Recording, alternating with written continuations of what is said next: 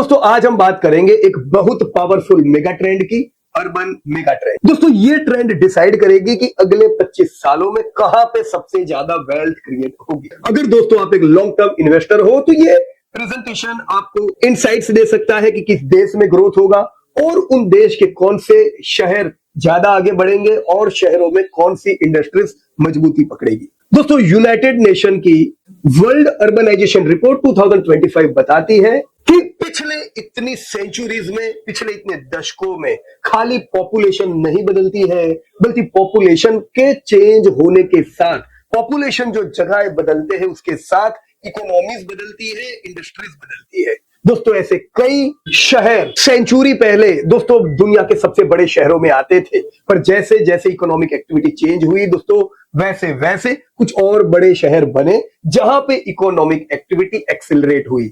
आज के जो दोस्तों सबसे बड़े शहर है, हो सकता है ये पहले इतने बड़े नहीं थे, पर जहां होती है ग्रोथ वहां होता है दोस्तों अट्रैक्शन। एक समय था दोस्तों भारत के कई शहर दुनिया के सबसे बड़े शहर में माने जाते थे क्योंकि उस समय की इकोनॉमिक एक्टिविटी का केंद्र भारत हुआ करता था। पर बीच के 500 साल में दोस्तों हमें इंडस्ट्रियलाइजेशन से दूर रखा और उसी समय कई और देश बहुत आगे आए जहां पे दोस्तों डेमोग्राफिक चेंज हुआ, जहां पे पॉपुलेशन गई क्योंकि इकोनॉमिक एक्टिविटी तेज थी और आज वहां के देश सबसे बड़े हो चुके हैं। तो ये दोस्तों सिर्फ एक डेमोग्राफिक्स का गेम नहीं है बल्कि ये मल्टी ट्रिलियन डॉलर इकोनॉमी बनाते हैं क्योंकि लोग जहां रहते हैं वहीं कंज्यूम करते हैं, वहीं पे जॉब्स और बिजनेसेस बनाते हैं। तो पिछले इन सालों में दोस्तों हमने न्यूयॉर्क, टोक्यो, लंदन जैसे शहरों को जबरदस्त आगे बढ़ते देखा क्योंकि उन्होंने ग्रोथ भी वैसा किया था। पर दोस्तों अब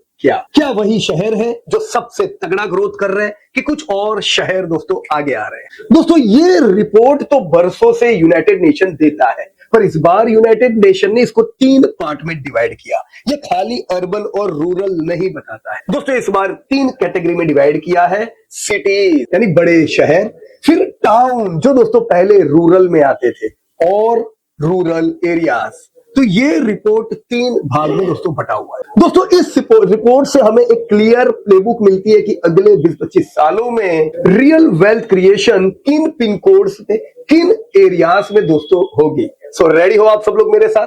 दोस्तों चैनल सब्सक्राइब नहीं किया है, चैनल सब्सक्राइब कर लीजिएगा ताकि ऐसे इंपॉर्टेंट इकोनॉमिक या इंडस्ट्री अपडेट दोस्तों मिस ना हो जाए। चलिए दोस्तों थोड़ा बैक चलते हैं, पीछे चलते हैं। दोस्तों 1950 में सिर्फ 20% लोग शहरों में रहते, यानी रफली 5 में से सिर्फ 1 व्यक्ति अर्बन एरियाज में रहता था। दोस्तों आज 2025 तक आते आते ये नंबर 45% पहुंच चुका है, मतलब हर दूसरा इंसान ऑलमोस्ट सिटी में रहता है। दोस्तों ये शहरों में क्यों आते हैं? ऑब्वियसली दोस्तों अपॉर्चुनिटीज के लिए, अच्छी लाइफस्टाइल के लिए, एजुकेशन के लिए। मतलब अगर इतने सारे लोग शहरों में आए हैं तो शहरों की भी संख्या दुनिया भर में बढ़ी है। इसी पीरियड में दोस्तों दुनिया भर के सिटीज 5800 से बढ़ के अब 12,000 से ज्यादा दोस्तों हो चुके हैं, जो लगभग दोस्तों 2.3x ग्रोथ है शहरों का। दोस्तों इंटरेस्टिंग बात यह है कि इनमें से 96% शहर ऐसे हैं जिनका पॉपुलेशन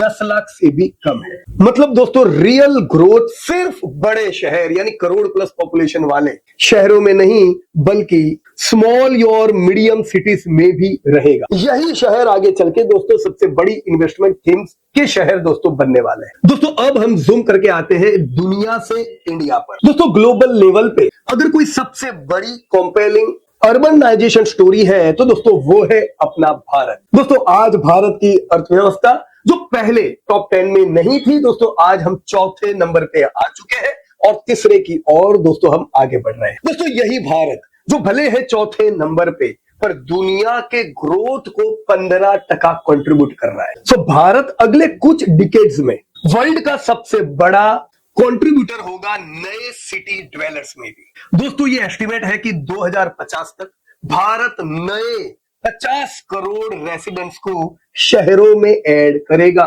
यानी दुनिया भर में जितना अर्बनाइजेशन होगा 50% ऑलमोस्ट अर्बनाइजेशन भारत में होगा। मतलब आज के ही पूरे यूरोप जितना पॉपुलेशन भारत के अर्बन में ऐड हो। दोस्तों इस प्रोसेस में इंडिया का सिटी पॉपुलेशन 2050 तक लगभग 44% पहुंच जाएगा। दोस्तों इसका सीधा मतलब है कि infrastructure, finance, consumption, housing, digital services, transport, हर जगह पे मैसिव स्ट्रक्चरल डिमांड क्रिएट हो। दोस्तों अब अगर मैं इंडिया और चाइना को साइड बाय साइड देखूं, कंपेयर करूं, क्योंकि दोनों ही लार्ज पॉपुलेशन के कंट्रीब्यूटर है और इवन अर्बनाइजेशन के लीडर भी है। दोस्तों ये दोनों ही कंट्री एक समय के दुनिया के इकोनॉमी के सबसे बड़े कंट्रीब्यूटर। ये दोनों ही कंट्री दोस्तों 1980 के सबसे पुअरेस्ट कंट्री भी थे, सबसे ज्यादा गरीबों को कंट्रीब्यूट करते थे। पर 1980 के बाद जो स्ट्रक्चरल रिफॉर्म चाइना ने किए,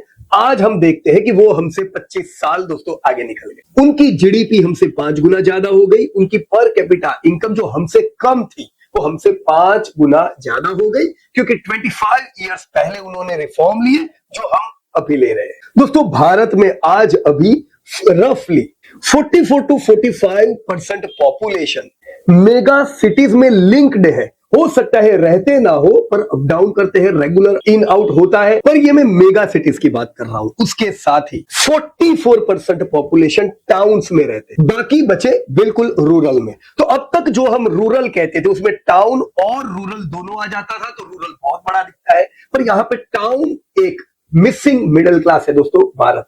दोस्तों चाइना में भी यही जो मिसिंग मिडिल क्लास था, जो टाउन्स थे, उस टाउन्स का कंट्रीब्यूशन बहुत बड़ा हुआ और वो टाउन्स आज बहुत बड़े हो चुके हैं। अगर मैं 25 साल पहले का डेटा देखूं तो चाइना के यही टाउन्स दोस्तों टॉप ग्रोइंग सिटीज में आते थे। भारत के दोस्तों मुश्किल से 1-2 आते, पर अब दोस्तों ये चित्र पूरा रोटेट हो रहा है। दोस्तों भारत के केस में भी अब यही टाउन्स और छोटे शहर ही सबसे बड़ा अनटैप्ड मार्केट बन रहे हैं। दोस्तों ऑब्वियस सी बात है कि जब कोई बैंक अपनी प्रोडक्ट लॉन्च करेगी वो पहले मेगा सिटी में ही करेगी। जब जोमेटो या कोई भी सर्विसेज लॉन्च होगी वो मेगा सिटी में ही जाएगी, क्योंकि उनको एक लिमिटेड एरिया में बड़ा पॉपुलेशन मिल जाता है और उनकी इनकम भी ज्यादा होती है जो कंज्यूम कर पाते हैं। पर दोस्तों उन मेगा सिटीज के बाद इन सब कंपनीज का टारगेट होता है ये छोटे शहर। आप जानते ही होंगे आज दोस्तों जोमेटो 1000 शहरों में दोस्तों सर्विसेज दे रहा है, तो वो लिमिटेड नहीं है सिर्फ मेगा सिटीज में। आज आपकी बैंकिंग शहर शहर पहुंच रही है, क्योंकि यस ये वो अनटैप्ड मिडिल क्लास है जो एस्पायर करता है, अच्छी चीज कंज्यूम करना चाहता है। दोस्तों रूरल शेयर रिलेटिवली थोड़ा थोड़ा कम होता जा रहा है, जो डाइवर्ट हो रहा है इन टाउन्स में, और शहर तो ऑलरेडी बड़ी इकोनॉमी है ही। तो यस हम बड़ा शिफ्ट फॉर्मल अर्बन इकोनॉमी में होता देख रहे हैं। दोस्तों तो ग्रोथ जानने के लिए ये देखते हैं कि चलो कौन से शहर ग्रोथ कर रहे सबसे तेजी से। जो मैंने बताया एक समय पे चाइना के शहर सबसे ज्यादा हुआ करते थे। टॉप 15 देखो 80% सिटीज वर्स फ्रॉम चाइना, और आज हमने चाइना को दुनिया की दूसरे नंबर की इकोनॉमी तक पहुंचते देखा। वो भारत के साथ थे 1980 में, भारत से भी कम जीडीपी था, पर वो कैसे पहुंचे? शहर दोस्तों बड़े बने। तो आज दोस्तों जब हम दुनिया के टॉप 15 फास्टेस्ट सिटीज देखते हैं तो वो क्या है? दोस्तों बड़े गर्व से ये कहना चाहिए कि इन टॉप 15 शहरों में 11 शहर दोस्तों भारत के number 1 fastest growing city of the world is Surat. फिर आता है दोस्तों Agra from north India, Bengaluru and Hyderabad from south India, Nagpur from centre, Tiruppur, Rajkot from Gujarat again, Trichy, Chennai, Vijayawada all from south India, Pune, Ahmedabad again from west, Gurugram from north India. तो ये सारे शहर हैं जो दुनिया के ग्रोथ को डोमिनेट कर रहे हैं। इसी प्रकार से दोस्तों अगर मैं 2019 से 2035 के फास्टेस्ट ग्रोइंग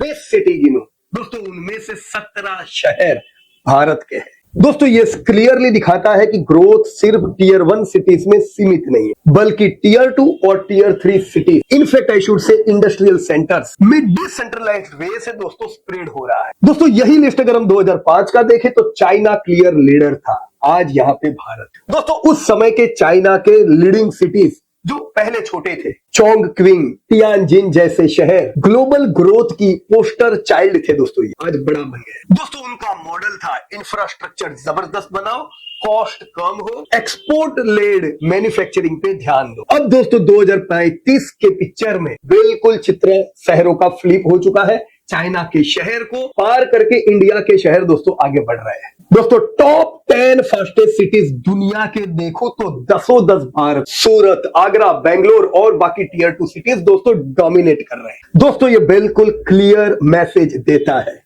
दोस्तों, ग्लोबल ग्रोथ का एपिक सेंटर जो एक समय पे वेस्ट हुआ करता था, वहां से मूव होके चाइना आया, चाइना से ये दोस्तों इंडिया आ रहा है, और वो भी दोस्तों डिस्पर्स्ड मल्टी सिटी मॉडल के थ्रू। कोई एक दो शहरों पे दोस्तों ये डिपेंड नहीं है। सो दोस्तों कुछ लोगों को बातें करने दो भारत की, उन्हें वही नेगेटिविटी स्प्रेड करने दो, और दोस्तों ध्यान रखना है डेटा पे कि भारत किस प्रकार से दोस्तों आगे बढ़ रहा है। Our core focus for investment should be definitely in Bharat. दोस्तों यहाँ पे अपॉर्चुनिटी नंबर 1 किधर आती है, कोई डाउट नहीं है दोस्तों, इंफ्रास्ट्रक्चर। दोस्तों इंडिया का ये infrastructure and real estate market $1 trillion दोस्तों पहुंचने का अनुमान है। दोस्तों आज के लेवल पे ये एक high double digit CAGR story दोस्तों बन जाता है, जहां पे इंफ्रास्ट्रक्चर जिसमें रोड, मेट्रो, हाईवे और रियल एस्टेट्स, जहां रेसिडेंशियल, कॉमर्शियल, इंडस्ट्रियल सब सेगमेंट में डिमांड आ रही है। दोस्तों यहाँ पे फोकस होना चाहिए वो इंफ्रास्ट्रक्चर की लीडिंग कंपनीज जो पान इंडिया काम करती है, उनके साथ रियल एस्टेट डेवलपर्स जो टियर 1, 2, 3 सिटीज में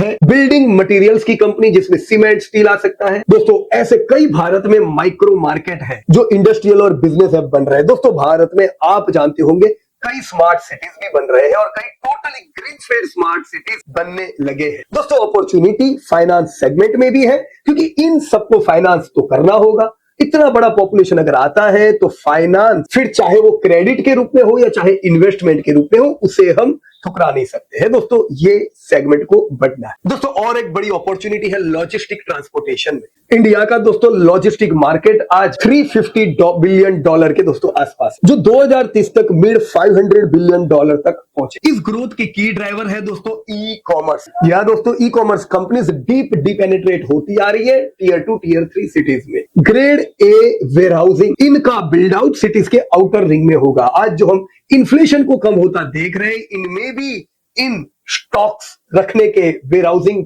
का भी बड़ा दोस्तों योगदान। और दोस्तों DFC डेडिकेटेड फ्रेट कॉरिडोर जैसे महाप्रोजेक्ट जो मूवमेंट को फास्ट बना रहे हैं, एफिशिएंट बना रहे हैं। कंपनी की कॉस्ट दोस्तों जो पहले डबल डिजिट में हुआ करती थी, वो कॉस्ट अब सिंगल डिजिट 7.5% के दोस्तों आसपास आ चुकी। सो इन्वेस्टर्स के लिए focus area organised scalable logistic player, specially domestic express, B2B, cold chain and warehousing company जो दोस्तों पान इंडिया नेटवर्क बिल्ड कर रही है, वो कंपनीज भी जो पूरा ये इंफ्रास्ट्रक्चर बना रही है। दोस्तों तीसरा बड़ा थीम है फाइनेंशियल इंक्लूजन और कंज्यूमर सर्विसेज। दोस्तों जैसे जैसे लोग टाउन और छोटे शहरों से दोस्तों बड़े शहरों में अर्बनाइज हो रहे हैं, वैसे वैसे banking, credit card, demat account, insurance, mutual fund, fintech product solutions की डिमांड बढ़ती जा रही है और ये आगे भी दोस्तों एक्सप्लोर होगी। साथ ही इन्हीं सब सेगमेंट में एक प्रीमियमाइजेशन की ट्रेंड भी दोस्तों बढ़ती जा रही है। प्रीमियमाइजेशन यानी मैं सबसे सस्ता नहीं बल्कि सबसे अच्छा खरीद। दोस्तों आपने चाहे इन्फ्लेशन को कम होते देखा, लेकिन education, health care, premium brand, travel, lifestyle, इन सब की स्पेंड कॉस्ट और बढ़ती जाएगी। लोग प्रीमियम प्रोडक्ट खरीदेंगे। दोस्तों ये सब मिलके एक ऐसा कंज्यूमर सेगमेंट बना रहे हैं जो मास सेगमेंट से प्रीमियम सेगमेंट की ओर कन्वर्ट हो रहा है, जहां पर दोस्तों retail lenders, fintech, NBFCs, consumer brand, education और हेल्थ केयर सर्विसेज जैसी कंपनियों को बूस्ट मिलेगा। उनके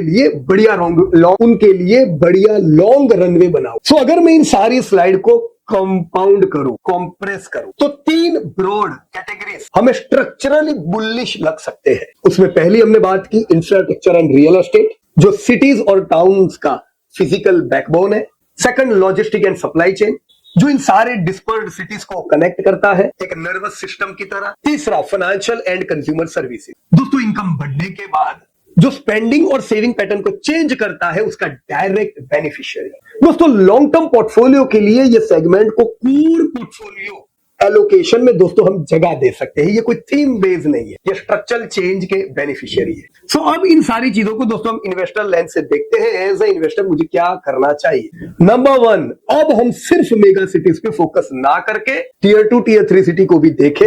जैसे रियल अल्फा स्टॉक होते वैसे real alpha cities tier 2 tier 3 cities बन रहे हैं। टीयर 2 टीयर 3 सिटीज के कॉरिडोर से बाहर आई, जहां पे ग्रोथ फास्टर है, वैल्यूएशंस रिलेटिवली दोस्तों अट्रैक्टिव होते हैं। नंबर 2 दोस्तों, कनेक्टिविटी पर इन्वेस्ट करो, जहां road, metro, freight corridor, port, airport, digital infra जा रहा है, वहां लैंड वैल्यूज बढ़ती जा रही है। हाउसिंग की डिमांड, वेयर हाउसिंग, रिटेल, ये सब उन सब जगह पे साथ में ऊपर आता है। जिधर है कनेक्टिविटी उधर है दोस्तों ग्रोथ। और तीसरा, डिस्पर्स्ड ग्रोथ को कैप्चर करें। ऐसे बिजनेसेस आइडेंटिफाई करें जो मल्टी सिटी और मल्टी स्टेट नेटवर्क कर सकते हैं, यानी नेशनल प्लेयर्स। फिर चाहे वो लॉजिस्टिक हो, हेल्थ केयर हो, रिटेल हो या फाइनेंस की कंपनी। सो दोस्तों, और अर्बनाइजेशन नॉर्मली एक स्लो लुकिंग प्रोसेस लगता है, लेकिन कंपाउंडिंग के साथ यह सबसे बड़ा वेल्थ क्रिएट होता है। जी हाँ दोस्तों, ये सब शहर वेल्थ क्रिएटिंग इंजन बनते हैं। इंडिया में अगले 25-30 सालों में ऐसे कई शहर, टाउन्स एंड सिटीज बड़े इकोनॉमिक सेंटर बनने वाले हैं, जिसको पूरी दुनिया देखे। अगर मैं अपने इन्वेस्टमेंट को in long term mega trend से अलाइन करता, मेगा सिटीज से बियॉन्ड जाकर अर्बन कॉरिडोर्स, टाउन, इंफ्रा और फाइनेंशियल इंक्लूजन के प्ले को फोकस करता हूं, तो दोस्तों आप एक्चुअल इंडिया ग्रोथ के स्टोरी के सही साइड पर दोस्तों खड़े हैं। ज्यादातर लोग दोस्तों आज का देखते हैं दोस्तों, कुछ ही लोग होते हैं जो अगले दशक का सोच के दोस्तों निवेश करते। सो यस फ्रेंड, ये सिर्फ कोई डेटा स्टोरी नहीं है, ये दोस्तों एक कैपिटल एलोकेशन का ब्लूप्रिंट। और जो इन्वेस्टर इस ब्लूप्रिंट को अर्ली समझ पाएंगे, उनके लिए आने वाले समय में जो भारत डेवलप्ड इकोनॉमी बनने जा रहा है, सबसे बड़ा फायदा दोस्तों ये लोग उठाएं। सो आई होप आज का ये सेशन दोस्तों आपको जरूर काम लगेगा वेल्थ पोर्टफोलियो बिल्ड करने में। आपके दिमाग में क्या चल रहा है मुझे कमेंट बॉक्स में जरूर बताइएगा। Thank you so much. Jai Hind to everybody. Disclosure: this update is for educating purpose. We are not tip provider.